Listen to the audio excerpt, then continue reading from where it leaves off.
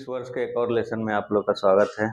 आज हम लोग लेसन नंबर 8 में पढ़ने वाले हैं। लास्ट लेसन में हम लोग पढ़े थे एडजेक्टिव्स और एडजेक्टिव्स के टाइप्स। तो हम लोगों ने देखा था कि एडजेक्टिव्स के 10 टाइप्स होते हैं, जिसमें से 5 टाइप्स हम लोग पिछले वीडियो में पढ़ चुके हैं। Adjectives of quantity, adjectives of quality, adjectives of number, demonstrative adjective और पॉजेसिव एडजेक्टिव।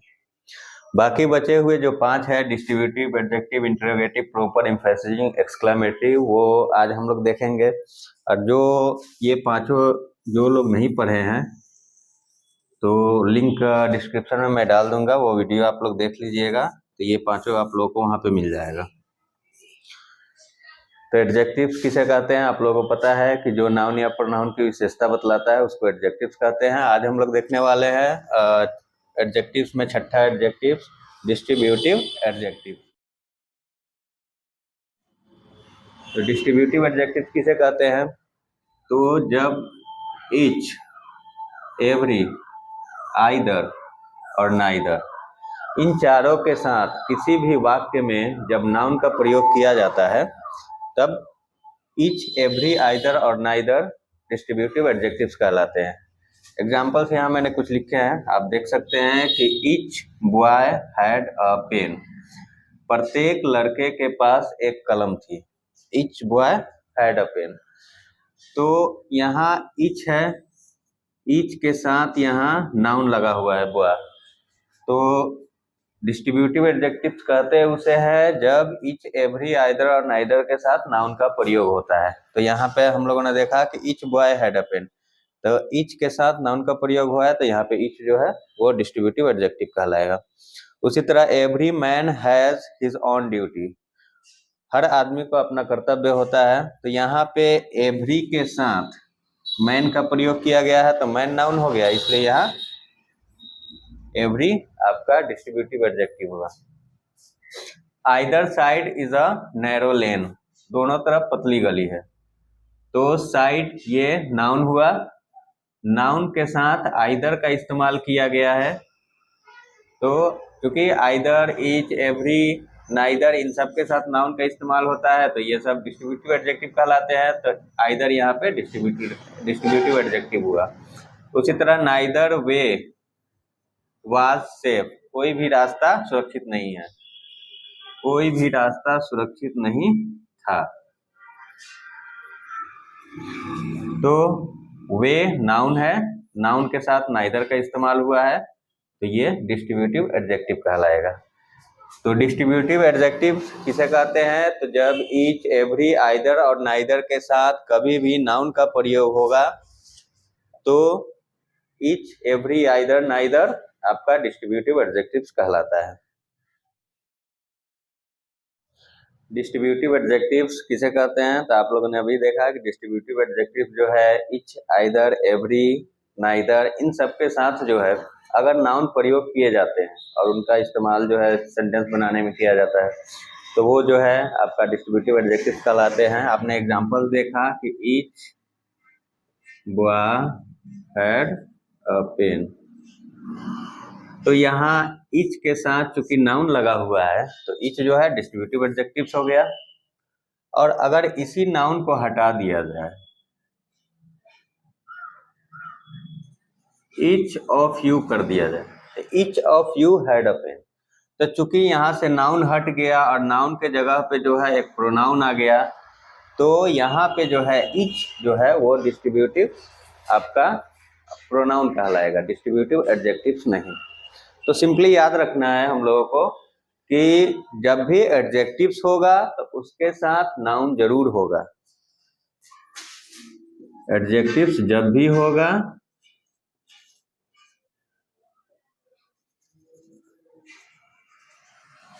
ये नाउन जहां भी रहेगा उसके साथ अगर ईच, एवरी, आइदर आया तो ये आपका एडजेक्टिव्स ही कहलाएगा।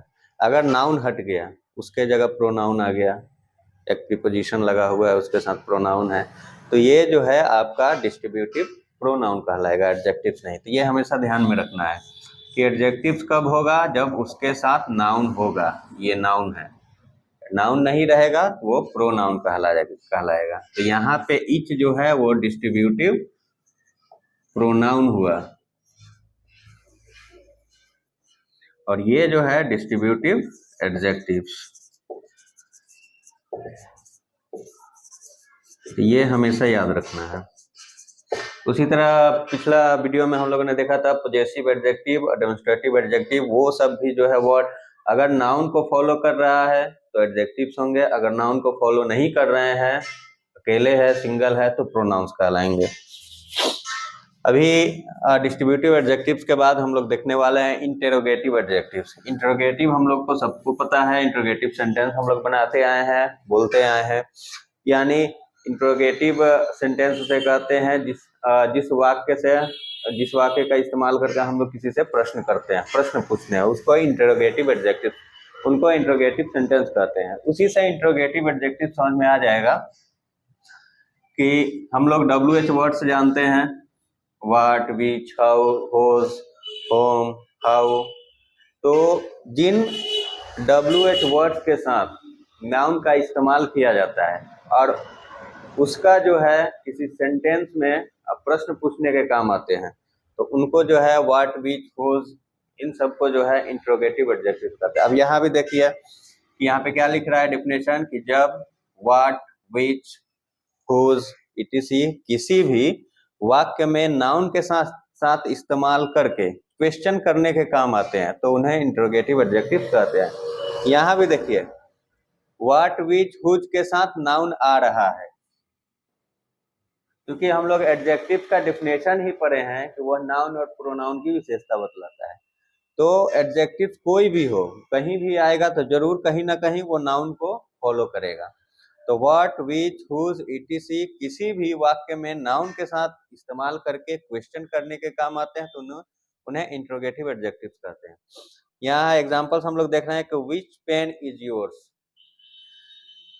विच पेन इज योर्स, कौन सी कलम तुम्हारी है।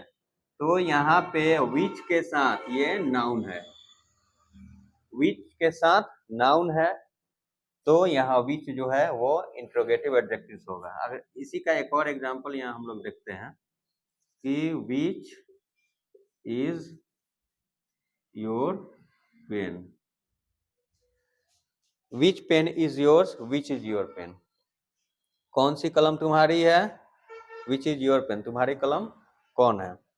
तो यहाँ विच के बाद यहाँ वर्ब आ गया है, लेकिन यहाँ पे नाउन नहीं है, तो ये विच जो है इंटेरोगेटिव प्रोनाउन कहलाएंगे। लेकिन यहाँ पे जो है विच पेन इज योर, तो चूंकि विच के बाद नाउन है, ये नाउन को फॉलो कर रहा है, तो विच आपका इंटेरोगेटिव एडजेक्टिव कहलाएंगे। तो सिंपली ध्यान रखना है कि जो भी एडजेक्टिव्स होगा वो कहीं ना कहीं आपको नाउन को फॉलो करेगा, नाउन के साथ ही आएगा, वही एडजेक्टिव्स होंगे। यहाँ WH वर्ड्स के साथ जो है नाउन का इस्तेमाल किया गया है तो इंटेरोगेटिव एडजेक्टिव्स कहलाएंगे। तो विच पेन इज योर्स, तो यहाँ विच जो है इंटेरोगेटिव एडजेक्टिव्स हो गया, और यहीं विच के साथ जो है नाउन नहीं है, वर्ब आ गया है, तो विच इंटेरोगेटिव प्रोनाउन यहाँ होगा। What name did you think, तुमने कौन सा नाम सोचा। तो व्हाट के साथ यहाँ नाउन, ये नाउन है, नेम नाउन, तो नाउन के साथ व्हाट का इस्तेमाल किया गया है और क्वेश्चन किया जा रहा है कि what name did you think, तुमने कौन सी नाम सोचा, तुमने कौन सा नाम सोचा। तो what name did you think, तो नेम के साथ व्हाट का इस्तेमाल किया गया है, तो यहाँ व्हाट जो है आपका इंटेरोगेटिव एडजेक्टिव हुआ, क्योंकि नेम, पेन ये सब नाउन्स है। हुज बुक इज दिस, यह किताब किसकी है, हुज बुक इज दिस, तो हुज का इस्तेमाल हुआ है लेकिन उसके तुरंत बाद नाउन है, तो यहाँ हुज जो है इंटेरोगेटिव एडजेक्टिव कहलाएंगे। तो इंटेरोगेटिव एडजेक्टिव्स हो, डिस्ट्रीब्यूटिव एडजेक्टिव्स हो, पॉजेसिव एडजेक्टिव्स हो, डेमोन्स्ट्रेटिव एडजेक्टिव्स हो, उनके साथ देखिएगा, आप कोई भी एग्जांपल उठा के देखिए, जरूर उनके तुरंत बाद जो है कोई ना कोई नाउन आया है। तो सिंपली याद रखना है कि ये सारे वर्ड जब भी आएंगे तो कहीं ना कहीं जाके नाउन को ये फॉलो करेगा, उनके तुरंत बाद नाउन आएगा, तो ये एडजेक्टिव कहलाएंगे। नाउन नहीं आया तो वो प्रोनाउन हो जाएंगे। प्रॉपर एडजेक्टिव शुरू करने से पहले हम लोग देखेंगे, यहाँ ये नाम है प्रॉपर एडजेक्टिव्स। प्रॉपर से कुछ याद आ रहा है, हम लोगों ने नाउन में पढ़ा था कि नाउन के 5 प्रकार होते हैं पुराने ग्रामर के अनुसार, नए ग्रामर के अनुसार 3 प्रकार होते हैं। पुराने ग्रामर के अनुसार कौन कौन? तो proper noun, common noun,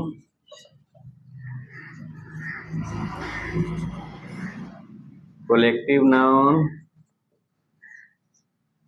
material noun, abstract noun. और क्या देखे थे?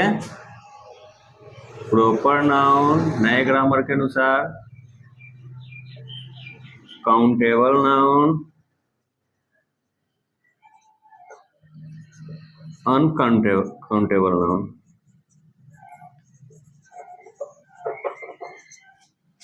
ये ओल्ड ग्रामर, ये मॉडर्न।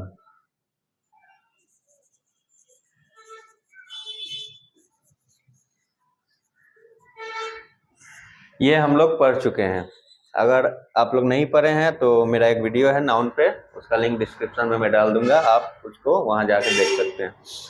तो ओल्ड ग्रामर में हम लोग पढ़े थे proper noun, common noun, collective noun, material noun, abstract noun. Noun के ये 5 टाइप्स। और मॉडर्न ग्रामर में हम लोग 3 टाइप्स पढ़े थे, proper noun, countable noun, uncountable noun. अब देखिए यहाँ प्रॉपर एडजेक्टिव्स है, तो प्रॉपर एडजेक्टिव्स, प्रॉपर नाउन, तो यहाँ कुछ मैचिंग है। तो बहुत ही सिंपल है प्रॉपर एडजेक्टिव। जितना आपने एडजेक्टिव देखा 1 से लेकर 7 तक, आप एडजेक्टिव ऑफ क्वालिटी से लेकर इंट्रोगेटिव एडजेक्टिव तक सब आसान है, और उससे भी आसान है आपका प्रॉपर एडजेक्टिव। तो प्रॉपर एडजेक्टिव किसे कहते हैं? बहुत ही सिंपल परिभाषा है, बहुत ही सिंपल डेफिनेशन है कि प्रॉपर नाउन्स से बने एडजेक्टिव्स को प्रॉपर एडजेक्टिव्स कहते हैं। यानी जो प्रॉपर नाउन से एडजेक्टिव बना है बस उसको प्रॉपर एडजेक्टिव कहते हैं। वो सेंटेंस में कहीं भी इस्तेमाल हो उसको प्रॉपर एडजेक्टिव कहते हैं। तो प्रॉपर नाउन हम लोग पढ़े थे किसी खास व्यक्ति का नाम, स्थान का नाम, जानवर का नाम को प्रॉपर नाउन कहते हैं। ये हम लोग पढ़ चुके हैं। तो प्रॉपर नाउन से प्रॉपर एडजेक्टिव कैसे बने हैं? तो हम लोग के देश का नाम है इंडिया, ये प्रॉपर नाउन है। यूरोप महादेश है, प्रॉपर नाउन है। ब्रिटिश प्रॉपर नाउन है। अमेरिका प्रॉपर नाउन है। तो ये सारे प्रॉपर्स नाउन है। तो यहाँ पे इंडिया, यूरोप, ब्रिटिश, अमेरिका ये प्रॉपर नाउन है।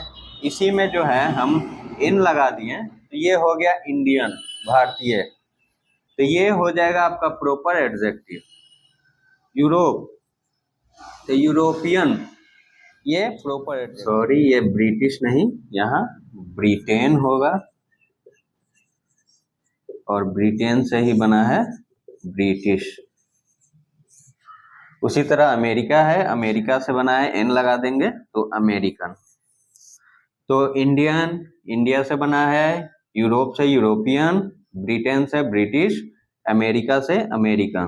तो ये सारे जो है एडजेक्टिव्स हुए। तो इंडिया प्रॉपर नाउन हुआ।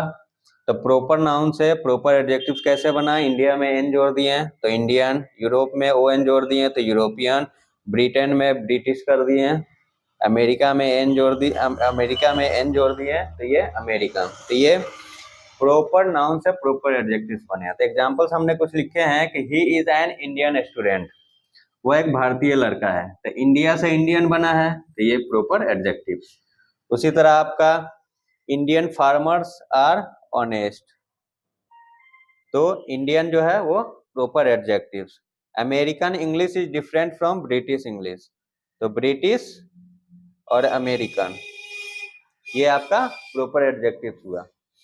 उसी तरह है do you like the European culture, क्या तुम यूरोपियन संस्कृति को पसंद करते हो? तो यूरोपियन जो है यूरोप से बना है।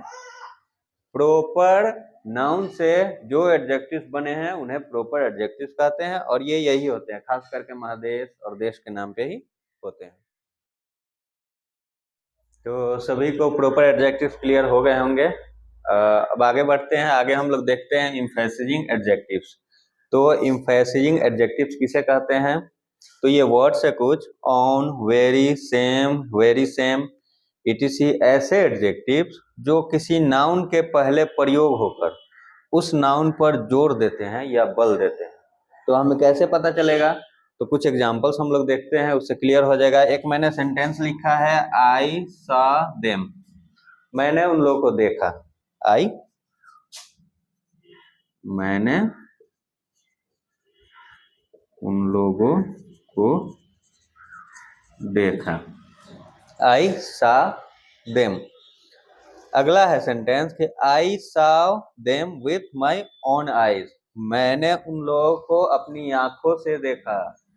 एक ये नॉर्मल सेंटेंस है, हम लोग बोलते हैं कि मैंने उन लोगों को देखा। कोई आके पूछा कि किसी का नाम लेके कि राम या श्याम को तुमने देखा? राम श्याम को तुमने देखा? दो आदमी मान लीजिए, राम श्याम को तुमने देखा? आई saw them, मैंने उन लोगों को देखा। नॉर्मली आप जनरल वे में इस तरह हम लोग बोलते हैं। लेकिन अगर आप कॉन्फिडेंट हैं एकदम कि हाँ वही लोग थे, आपने उनको एकदम देखा है, पहचान लिया है, गौर से देखा है, एकदम जोर लगा के बोल रहे हैं, तो वहां क्या बोलेंगे कि आई saw them with my own eyes, मैंने उन लोगों को अपनी आंखों से देखा। तो यहाँ पे ऑन आकर नाउन के पहले प्रयोग हो रहा है, ऑन आइज के पहले। ऑन आकर एक दबाव बना रहा है कि नहीं मैंने देखा, एकदम आप अड़े हुए हैं अपने जीत पे कि हाँ मैंने देखा। तो एम्फेसिजिंग एडजेक्टिव्स किसे कहते हैं? कि ये वर्ड्स ऑन, वेरी सेम, ये एडजेक्टिव्स किसी नाउन के पहले प्रयोग होते हैं। तो आइज के पहले प्रयोग हुआ है ऑन, नाउन के पहले प्रयोग होकर उस नाउन पे बल देते हैं यानी जोर लगाते हैं। तो क्या हो रहा है? ये जनरल वे में हम लोग बोल रहे हैं कि मैंने उन लोगों को देखा, लेकिन एकदम डिट्टो, एकदम अड़े हुए हैं अपने जीत पे, ना मैंने अपने आंखों से उन लोगों को देखा। तो यहाँ ऑन जो है आपका एम्फेसिजिंग एडजेक्टिव्स कहलाएंगे। उसी तरह this is the same book I wanted, यह वही किताब है जो मुझे चाहिए था। तो यहाँ आप जो है बुक के पहले सेम का प्रयोग हुआ है नाउन के पहले, और जोर लगा रहे हैं कि वह किताब जो नंबर चाही, भोजपुरी में बोलते हैं वैसे कि वह किताब जो नंबर चाही। तो वही हुआ, this is the same book I wanted, वही किताब है जो मुझे चाहिए, ये वही किताब है। ही lived in the very same house for years, वह उस घर में सालों से रह रहे हैं, वह उसी घर में सालों से रह रहे हैं। वेरी सेम हाउस, उसी घर में। तो हाउस के पहले वेरी का इस्तेमाल हुआ है, नाउन के पहले वेरी का इस्तेमाल हुआ, वेरी सेम का। ही lived in the very same house for years, वो सालों से उसी घर में रह रहे हैं। यानी कोई आके बोल रहा है कि मकान खाली करो, वो मेरा मकान है। तो दो चार आदमी इकट्ठा हुए एकदम जीत पे गए, कैसे आप खाली करवा दीजिएगा, हम जानते हैं हम पड़ोसी हैं। ये उस घर में सालों से रह रहे हैं, एकदम जीत पे अड़े हुए हैं कि ना उस घर में वो सालों से रह रहे हैं, आप कैसे हटा दीजिएगा। तो ही lived in the very same house for years. तो यह घर पे आके दबाव बना रहा है, वेरी सेम इस्तेमाल हुआ है, और ये हाउस नाउन है, तो इस पे आके बल दे रहा है तो उसी घर में सालों से रह रहे हैं। This is the same book I wanted, वही किताब है, किताब पे दबाव बन रहा है, जोर लगा रहे हैं ना वह किताब है, एकदम वही किताब है।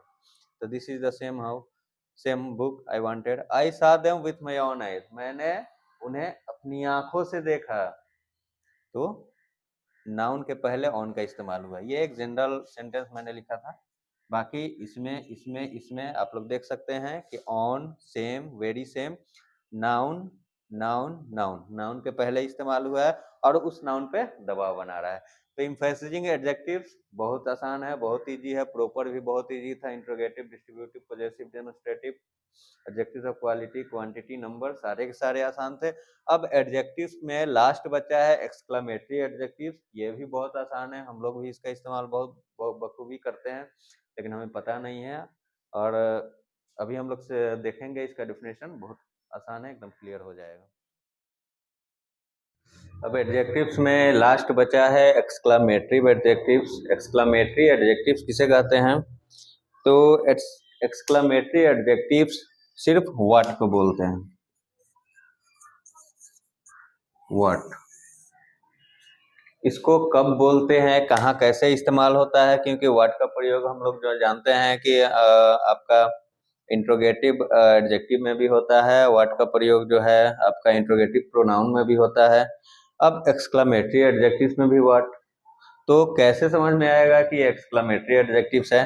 तो इसको समझने के लिए पहले ये डेफिनेशन हम लोग देखते हैं, उसके बाद क्लियर होगा कि जब व्हाट का प्रयोग एडजेक्टिव्स की तरह किसी एक्सक्लेमेटरी सेंटेंस में किया जाता है तब उसे एक्सक्लेमेटरी एडजेक्टिव्स कहते हैं।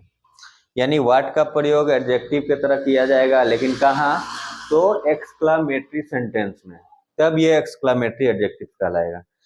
तो एडजेक्टिव की तरह व्हाट कैसे प्रयोग होगा? तो जब व्हाट के साथ कोई नाउन होगा तब ये एडजेक्टिव कहलाएगा। मान लीजिए कोई भी नाउन होगा,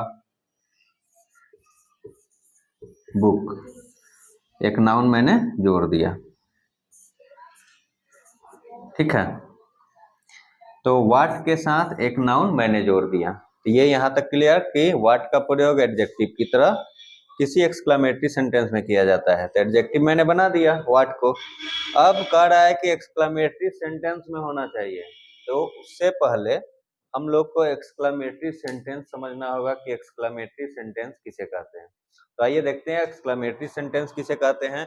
तो जिस वाक्य से, कोई सेंटेंस है इंग्लिश का, हिंदी का कोई भी सेंटेंस है, तो जिस वाक्य से खुशी, दुख, आश्चर्य, घृणा, प्रशंसा, यानी खुशी का हो, किसी का हम प्रेज कर रहे हैं, प्रशंसा हो, नफरत कर रहे हैं, या अचानक आश्चर्यचकित हो गए, कोई चीज देख के अचानक जो है आंख बड़ा बड़ा हो जाता है, अरे ई का होता है ना, तो उसको आश्चर्यचकित बोलते हैं, आश्चर्य, दुख।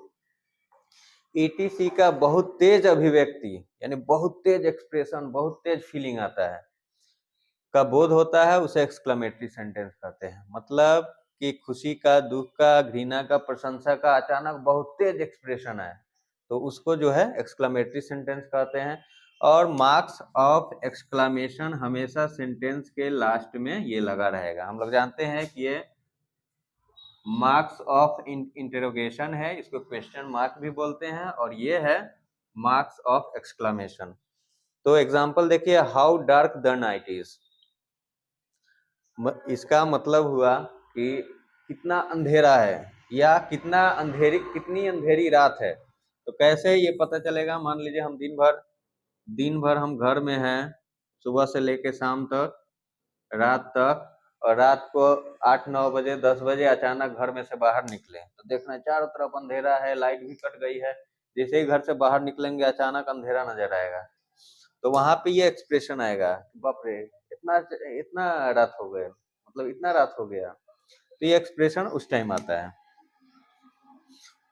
तो what a beautiful seen it is, कोई सुंदर दृश्य देखे, तो सुंदर दृश्य कैसे देखते हैं? मान लीजिए ट्रेन से कहीं जा रहे हैं, कोई पहाड़ी इलाका पार कर रहे हैं, वहां पे घना जंगल है, पहाड़ है, तो खिड़की से झाके अचानक देखे, बाप रे कितना जबरदस्त जो है वहाँ सीन है।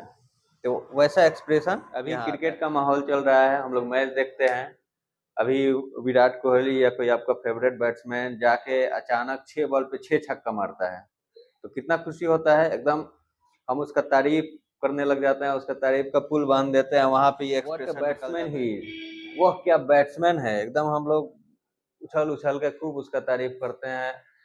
तो प्रशंसा यहाँ वो भी अचानक, क्या, बहुत तेज अभिव्यक्ति यानी एक्सप्रेशन, फीलिंग, बहुत तेज अचानक एक्सप्रेशन कैसे आता है? तो कोई अचानक चीज बहुत अच्छा, बहुत मतलब बुरा वाला ये सब देख लेते हैं, तो वैसा फीलिंग आता है। तो एक्सक्लेमेटरी सेंटेंस समझ में आ गया कि एक्सक्लेमेटरी सेंटेंस कहते हैं कि खुशी, दुख, आश्चर्य, घृणा, प्रशंसा, इन सब का बहुत तेज एक्सप्रेशन अचानक है। तो वो कैसे आता है? कोई भी चीज को या कहीं पे भी वो फीलिंग कुछ अचानक हम लोग को हिट करता है, हम लोग को माइंड में आता है, हम लोग को आंखों को नजर आता है, तो ये सब फीलिंग्स आते हैं, तो उनको जो है इस तरह सेंटेंस बनता है, और लास्ट में मार्क्स ऑफ एक्सक्लेमेशन जरूर लगता है।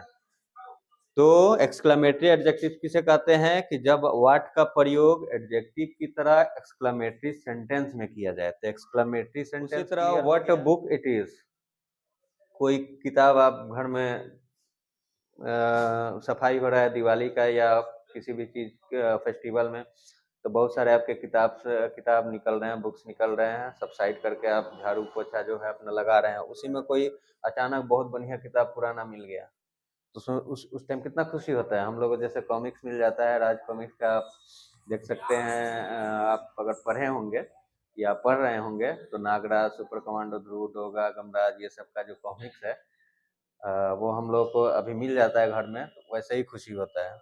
तो what a book it is. तो अचानक कोई बढ़िया किताब देखने को मिल गया, खुश हो जाते हैं, what a book it is. उसी तरह what a batsman he is. अभी एग्जांपल मैंने दिया यहाँ पे कि विराट कोहली अचानक 6 बॉल पे 6 छक्का मार देगा, तो ऐसे ही बोलेंगे हम। कोई बॉलर है, वो अचानक जो है हैट्रिक विकेट ले ले, या वैसा तो कभी हुआ नहीं है, मान लीजिए 6 बॉल पे 6 विकेट ले ले, तो कितना खुशी होगा। ऐसे ही हम लोग उछलेंगे कि व्हाट अ बॉलर ही, कितना खतरनाक बॉलर है, क्या बॉलर है ये। तो वैसे सेंटेंस, वैसे एक्सक्लेमेटरी सेंटेंस जिनमें जो है व्हाट का प्रयोग नाउन के साथ किया जाता है, यानी एडजेक्टिव बनाकर, ये नाउन हो गया, इसके साथ व्हाट लग गया, एडजेक्टिव हुआ। बैट्समैन है नाउन, इसके साथ व्हाट लग गया तो एडजेक्टिव हो गया। बॉलर है नाउन, इसके साथ व्हाट लग गया तो एडजेक्टिव हुआ। तो व्हाट को एडजेक्टिव बनाकर एक्सक्लेमेटरी सेंटेंस में जब हम लोग इस्तेमाल करते हैं तो ये एक्सक्लेमेटरी एडजेक्टिव्स कहलाता है। व्हाट ही एक्सक्लेमेटरी एडजेक्टिव हो गए, सिंगल वर्ड। तो हम लोगों ने शुरू से अभी तक एडजेक्टिव्स के 10 टाइप्स देख चुके हैं। Adjectives of quality, adjectives of quantity, adjectives of number, demonstrative adjective, possessive adjective, distributive adjective, interrogative, proper, emphasizing और लास्ट एक्सक्लेमेटरी एडजेक्टिव। तो आज जो है हम लोग का एडजेक्टिव चैप्टर खत्म। अगला हम लोग चैप्टर देखेंगे वर्ब। वर्ब के कितने प्रकार होते हैं, वर्ब किसे कहते हैं, उसका इस्तेमाल कैसे करना है, और उसमें कुछ एग्जाम्पल्स भी हम लोग देखेंगे।